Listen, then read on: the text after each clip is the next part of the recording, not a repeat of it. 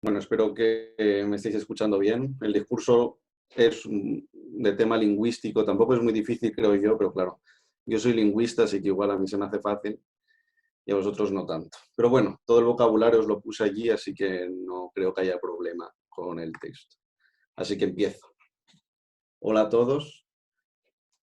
Cuando estuve estudiando la carrera, hablamos mucho sobre las diferentes corrientes lingüísticas más importantes a día de hoy. Por ejemplo, tenemos por un lado el prescriptivismo, la cual es una corriente estricta a nivel lingüístico y es la corriente que dice que la lengua tiene que tener pautas y reglas para poder utilizarse correctamente. Esta corriente también indica lo que es y no es correcto dentro de una lengua. Y a veces esta corriente obvia, por ejemplo, los propios idiolectos y dialectos dentro de un territorio. Cabe decir que la noción de idioma, tal y como la entendemos normalmente, es una mera construcción política, ya que en realidad, desde una perspectiva lingüística objetiva, absolutamente todos hablamos diferentes dialectos. Esta corriente lo único que hace es convertir algo natural, como es la capacidad de hablar del ser humano, en algo artificial, como es una lengua con normas y reglas.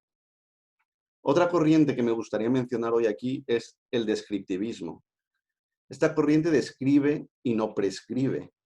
El descriptivismo lo que se dedica es a describir lo que es una lengua y no incluye ninguna ideología de fondo.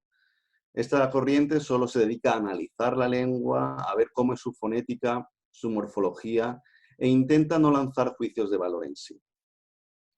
El descriptivismo es, por así decirlo, una corriente más moderna, pero que a día de hoy tiene bastante peso, ya que, por ejemplo, se puede utilizar para analizar cómo hablan diferentes grupos indígenas, cómo utiliza la lengua extranjera una persona que está aprendiendo el idioma, o incluso saber cómo utiliza la lengua una persona que sufre de alguna discapacidad.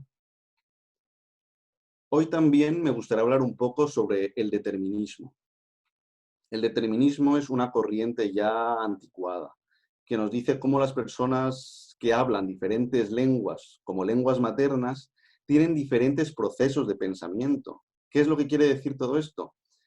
Pues que si seguimos esta corriente, queremos decir que la lengua limita y determina quiénes somos, limitando nuestro mundo y la visión de nuestro entorno. A día de hoy esta corriente está prácticamente en desuso, porque hoy en día lo que se utiliza es la corriente universalista, siendo la figura principal de esta corriente Noam Chomsky, que seguramente todos conozcáis, ya que Noam Chomsky es uno de los lingüistas y filósofos más importantes de nuestra época.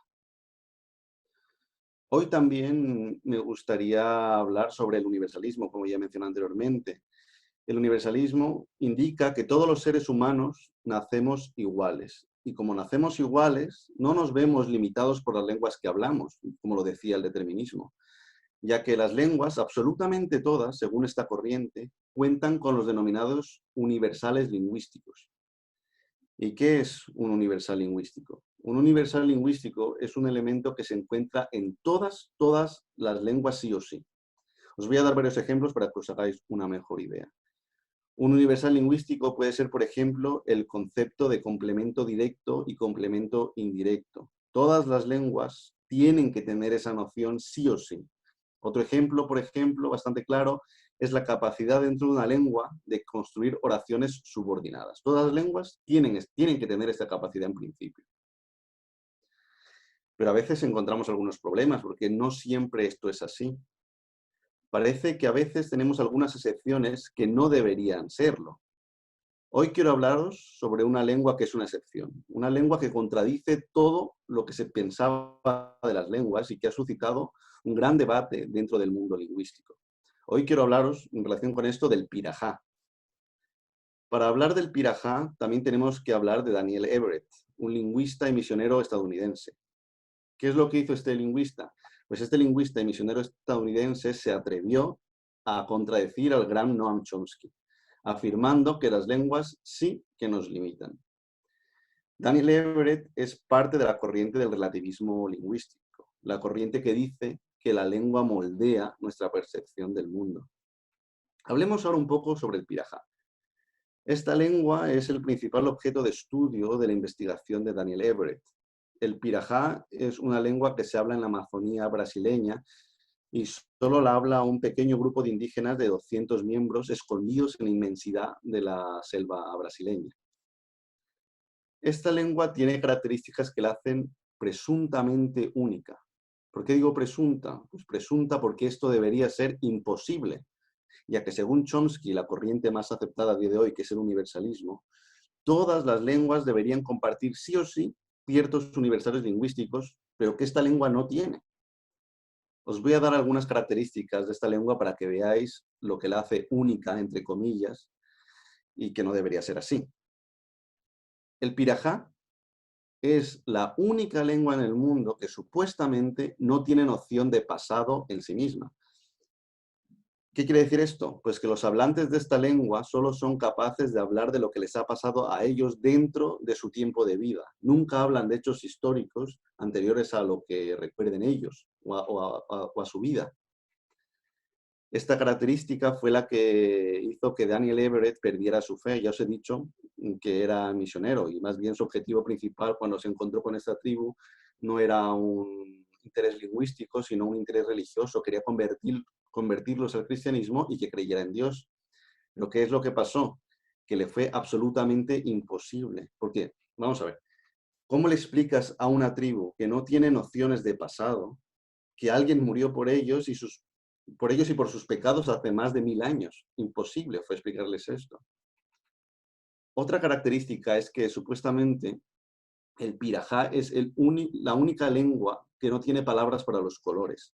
Para los números tampoco los tiene. Cuenta presuntamente, siempre presuntamente con esta lengua, solo con palabras para contar como poco o mucho. Además, esta lengua no permite encadenar frases o crear oraciones subordinadas, uno de los universales lingüísticos más importantes de la lengua humana. De hecho, esta tribu le pidió a Everett que les enseñara a contar, ya que los brasileños los estafaban mucho durante las transacciones. Después de años y años intentando enseñarles a contar, fue imposible hacerlo porque nunca llegaron a contar más de 3, así que Everett terminó desistiendo. Después de años de estudio de esta lengua y de esta tribu, Everett concluyó que la lengua, en ciertos casos, sí que determina la forma en la que vemos el mundo. Y que para esta tribu, que tenía esta lengua, les es absolutamente imposible entender el mundo tal y como lo entendemos nosotros. Estas declaraciones son obviamente objeto de polémicas, porque con esta tesis se está simplemente declarando que no todos somos iguales. Dice que hay gente que no tiene la misma capacidad mental de comprender el mundo correctamente. Esto es un problema porque si esto fuera así, se podría afirmar entonces que, por ejemplo, si tú hablas inglés, eres menos listo que alguien que habla español, porque, por ejemplo, el inglés, sin incluir obviamente la voz pasiva, tiene 12 tiempos verbales, mientras que el español tiene 23 tiempos verbales, sin incluir la voz pasiva.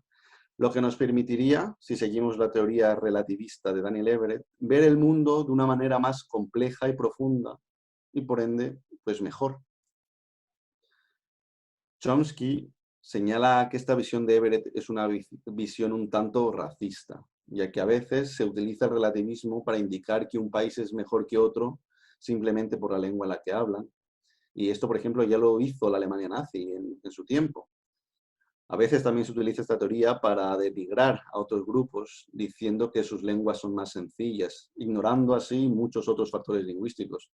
Por ejemplo, yo estoy segurísimo de que todos nosotros estaremos de acuerdo de que el chino no es un idioma fácil, pero también hay que tener en cuenta que el chino no tiene tiempos verbales, o sea, tampoco tiene tiempos para expresar pasado, presente y futuro, aunque sí que tiene la noción de pasado, presente y futuro, no como el pirajá. Pero claro, aquí tenemos de nuevo el caso del pirajá, con sus supuestas características únicas que no deberían existir.